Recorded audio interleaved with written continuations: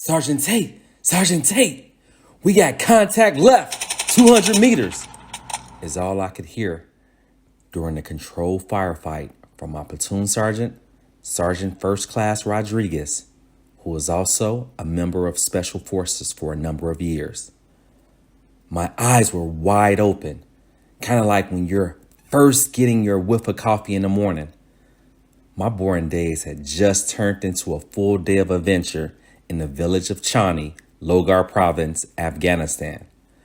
My first sergeant, Sean Morgan, quietly and calmly whispered to me, "Hey, Sergeant Tate, you may want to get your soldiers behind cover." We had trained for war since day one, so I naturally gave a glance at my soldiers and a brief hand gesture that put my men in place and ready to engage the enemy. I thought to myself, damn, this would happen during a supposedly routine brief mission and on a Thursday of all days.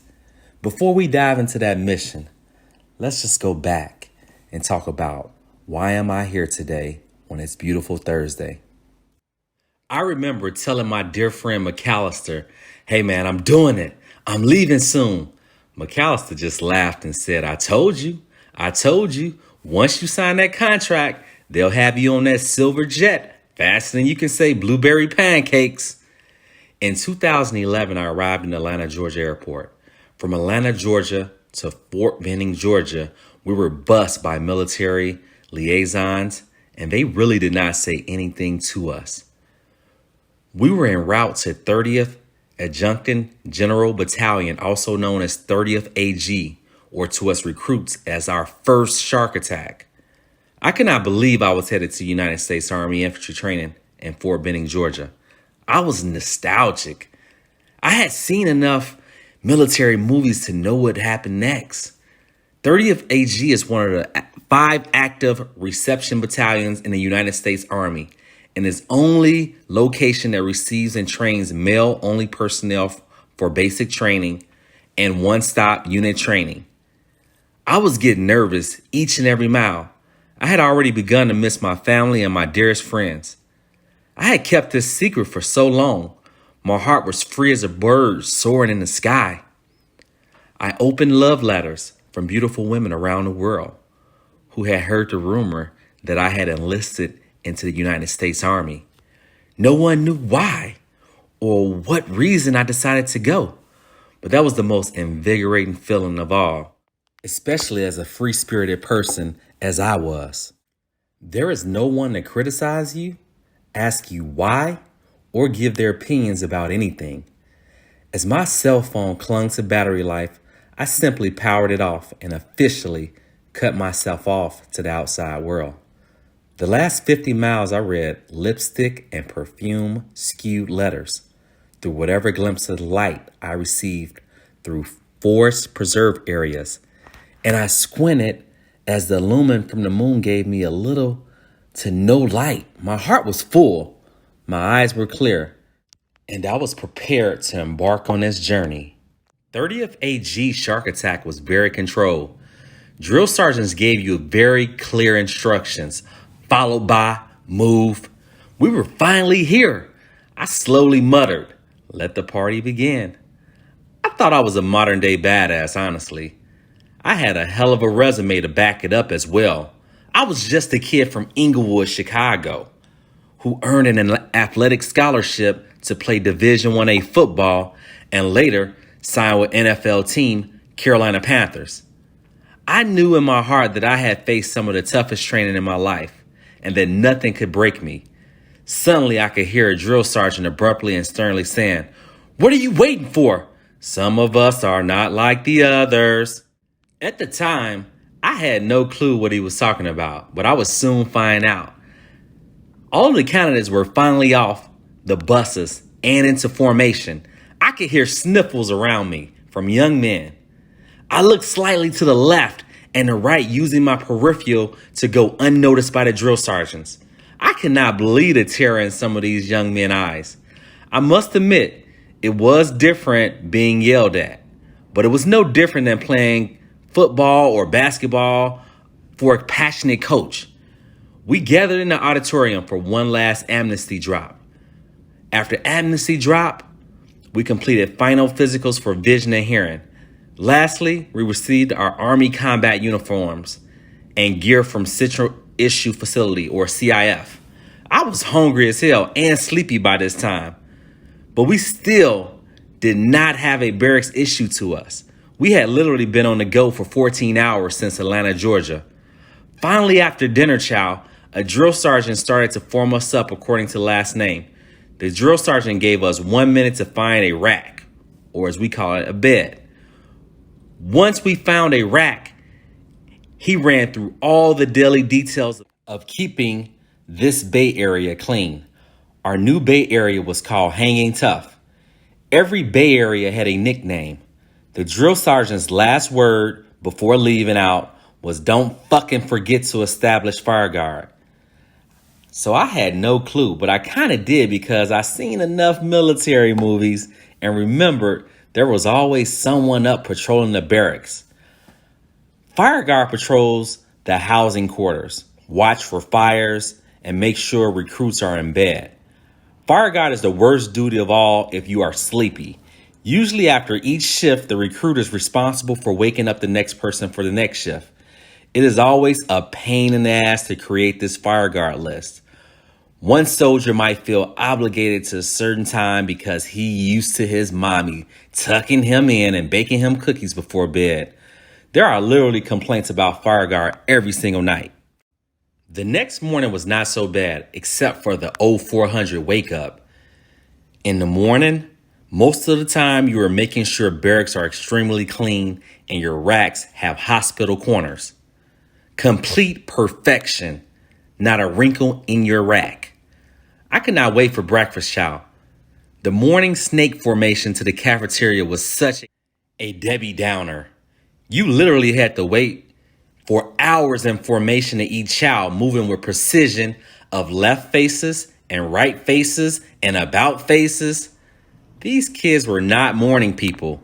I could hear recruits arguing back and forth with one another. One voice was very deep and foreign. I'd also heard these type of voices in old war movies. This guy sounded Russian. I thought to myself, what the fuck? We have a Russian in our formation?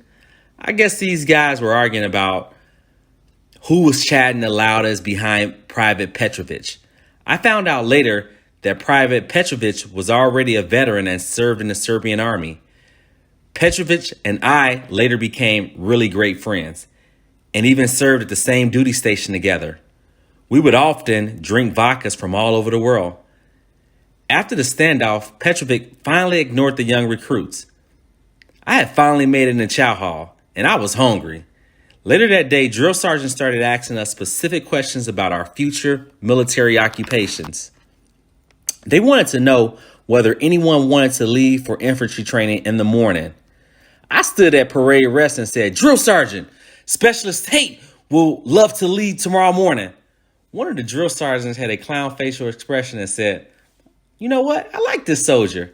At that point, I still was not sure when I would be leaving, but I was ready. The evening had settled and the fire guard was posted. I racked out early to rest and write love letters back to the civilian world. I felt like I was in two different worlds, one embarking on a journey where no one knows your name, and one world where everyone knows your name. Honestly, I was stress-free and carefree. I thought I was dreaming. I saw a light shining in my direction and a smoky bear hat or drill sergeant hat approaching my rack, and with a raspy voice saying, "Hey, where's Specialist Tate?" I popped out of my rack in parade rest and said, "Roger, Sergeant." I followed him out toward the front of the Hanging Tough barracks, confused on why I was being summoned. Once I began to walk out the front of the entrance to Hanging Tough, I could see a black beret with second lieutenant rank pinned on it. And as I scanned down from his sharply worn beret, I finally noticed that it was my best friend, McAllister Collins, or at that time, Lieutenant Collins. I stood at attention. McAllister dismissed the drill sergeant. After he was finally out of our view, I could not help it but to burst out into joy. We embraced, took a few pictures, and settled back into our roles in the United States Army. He as a lieutenant and me as an infantry recruit. I have no clue the lengths he had to go through to find me, but McAllister has always been resourceful and one of the smartest people I knew. McAllister was also a Division 1A athlete and played college ball with me, but he was also a former NFL player for the Jacksonville Jaguars, Pittsburgh Steelers, and NFL Europe Scotland Claymores. Our meeting did not last long, but he motivated me. We planned tactfully through letters and during religious services once I was shipped into my new training brigade. McAllister would bring me orthotics, deodorants, razors, and other items that helped me during training. He never strayed away from the rules. He never gave me candy or any other forbidden items. Only recruits understand the power of these transactions. Receiving care packages and letters were the best thing in the world. But in my case, I had my best friend, who at the time was a second lieutenant and stationed and living at Fort Benning Installation. This truly felt like a dream. I retreated into hanging tough after the rendezvous with Second Lieutenant Collins. The next morning before chow, I was abruptly woken up by fire guard, prematurely, to the usual 0400 hack time. "It's that time, boys," came a low bellow from Drill Sergeant Carradine. I was ready and packed with my 2 duffel bags. This was the real deal here, the real shark attack. As I sat on my duffel bag for almost 1 hour, I finally heard the LMTV, or light medium tactical vehicle, pull up next to 30th AG drill sergeants. We hopped in one by one, tactfully packed our bags, dress right dress. As we rode up to the infantry training brigade, I could see drill sergeants pacing back and forth as if they had just received information about a death in the family or some sort of nervousness before the ACT, SAT test. They looked downright mean. Totally different from the 30th AG drill sergeants. The LMTV pulled up and the drill sergeant said, "Everyone, get the fuck off the truck now. Get the fuck off the truck now. 1, 2, 3. Recruits were running all over the place. This was literally the most out of control scene I had seen since I had been here. The drill sergeants were so untamed. Smoke clouds and loud thunderous smoke and flashbangs went off all around the recruits, sending everyone into a frenzy. Even I was running around like a chicken with my head cut off. I had no instructions. Finally, a drill sergeant began yelling at me to grab my things and get into formation. As hot and tired as I were, the shark attack was extremely hilarious to me. Anytime I saw kids running around crying, that made my day, honestly. "What's your name? Where you from? Why are you here?" came a loud shrill from Drill Sergeant Crolitis. On the inside, I was laughing my butt off, but I responded with, "Specialist Tate, Inglewood, Chicago. I want to serve my country, Drill Sergeant." I knew I stood out like a sore thumb. I was literally 6'4", 265 pounds, and built like a professional athlete of some sort. I was ordered to report to 2nd Platoon, and my senior drill sergeant would be Sergeant First Class Colitis, and supporting drill sergeants would be Staff Sergeant Sanchez and Sergeant Howard. And so it began. We began to get destroyed, sun up to sundown. Drill Sergeant Howard was an asshole of all assholes. All I could hear is, "Hut-tin, huh, half right, front leaning rest position, move." Basically, you are in a push-up position, but you are not actually doing push-ups, but rather holding that position at the top. He held us in this position sometimes for 10 minutes at a time, and in the sun. Sweat beads would often roll down the rosy cheeks of our sun-baked face, causing a glassy reflection of the sun. For some damn reason, I was starting to love this training even more. I could feel every inch of my body toughening up. This training, infantry training, was definitely for the phony tough and the crazy brave. After a grueling day, we were put in formation to shower. Each shower probably lasted about 1 minute each. The drill sergeants always hounded us about time management. During basic training, you are taught just that, the basics. During infantry school, we would begin to learn weaponry, weapons operation and maintenance, vehicle operation and maintenance, land recon, map reading and navigation, minefield safety, communications equipment operation, fighting positions, and constructing barriers, which is basically filling sandbags all damn day. My drill sergeants made me the platoon guy during the cycle, which was an honor, but I wanted to just train hard and go about my business like most privates. I just had to do things right and look like a leader and get chosen to lead my platoon through infantry training. As a platoon guy, you're responsible for everything throughout the day. It is a tremendous daily burden, but preps you for leadership. I became a solid platoon guy and began to really care for recruits. Every recruit had a story, and hearing those stories connected us closer. We trained day and night with little to no rest or sleep. The restrictions finally began to loosen up a bit, but we were still getting thrashed daily regardless of the leniency of our drill sergeants. I began to love every single minute of this. I was becoming a soldier. My daily ethos was, I will always place the mission first. I will never accept defeat. I will never quit. I will never leave a fallen comrade. The soldier's creed was always motivating to hear, but even more breathtaking to hear it from 100 recruits in cadence. I just love certain drill sergeants because they just had that it factor of what a soldier looks like. Oh man, it was just crazy to see. And some of them had the greatest marching cadence. Typically when we marched in cadence in the morning for physical fitness.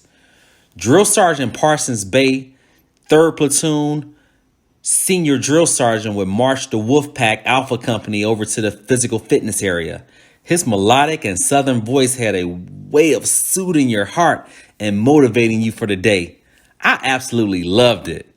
One of my favorite cadences were, oh,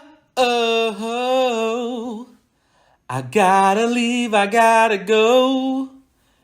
This army life is not my style. They got me looking like Gomer Pyle. Oh, I gotta leave, I gotta go. Left, yo left, left, right, yo left, left, yo left, left, right, yo left, yo left, right on left, yo left, right on left. Hi-ho, lock and load. The sound of rotors are loud and cold. We were always ready to go. So early, so early, so early in the morning. The air was thin, the sand was hot. The smell of fear I never forget. We were always ready to go. So early, so early, so early in the morning. Every day was like Groundhog Day. Wake up, 0400, and chow, 0600, training, 0800. During our final phase of infantry school, I had become so proficient in weaponry and my warrior task and drills. My physique was chiseled from head to toe. I was a weapon, and I knew I would be on the first thing smoking to a war zone. Our drill sergeants trained us for war. It was their primary job daily. They had broken us down and built us up into the greatest warfighters America would ever see. I was feeling like Charlie Sheen's character in the motion picture Platoon. I had volunteered, I finished college, played professional football, and told my recruiter I want infantry, combat, and Afghanistan in that order. Everyone from drill sergeants and privates in the United States Army thought I was crazy when they heard my story. I did not care. I was here, anonymous, all right, with guys from all around the world that no one cared about. They were from every small town and water tower town in the country. Fort Smith, Arkansas, Lexington, Virginia, Savannah, Georgia, Woodstock, Illinois. 1 year community college maybe was about it. Most recruits had nothing. They were poor, some convicted with petty crimes, but they were here fighting for our freedom. These soldiers were the best I had ever seen, and they could do anything. We were called grunts, which was a term of endearment for infantry in the military, also known as door kickers and trigger pullers. And we knew that we were the tip of the spear. I had never been so proud of myself than on graduation day. I was the cycles platoon guy every day of infantry school. After graduation, my first sergeant yelled, "Hut 10, huh!" We all screamed, "Wolf pack!" I could not believe it was over. I was given my duty station, and I could not wait to start my new journey as an infantryman. 2 years had passed, and it was time to use all of my training to take my soldiers downrange to Afghanistan. My first mission in Chani was not going as planned. We received a lot of resistance from Taliban this particular day. The mission was to provide freedom of maneuver for the Afghanistan army in former strongholds of the Logar province. I was pretty damn pissed. I was going to miss Thursday seafood night on Fob Shank or Forward Operating Base Shank. I could just smell the lobster tails, the shrimp, black-eyed peas, sweet potatoes, and cornbread. I snapped out of my funk real quick after I heard JTAC operator or Joint Terminal Attack Controller for our Air Force had got us on station with some of our overhead support. Our A-10s rained down a ton of 30 Mike armor-piercing rounds in support of our mission. I was damn thankful. My soldiers did a great job of maneuvering and communicating, and no one was hurt. My first mission was in the bag, and I had earned a combat infantry badge on my first mission. The combat infantry badge is awarded to infantrymen and special forces soldiers in the rank of colonel and below who fought in active ground combat. When we returned to the base and were debriefed by our company commander, Captain Phillips, at the Tactical Operations Center, or TOC as we call it, I could finally breathe easy again. The next morning, we were awarded the Covenant CIB Combat Infantryman Badge for meritorious service in Afghanistan. I prayed and thanked all my drill sergeants, cadre, and platoon sergeant for the training I had received, especially for the training at Sand Hill in Fort Benning, Georgia.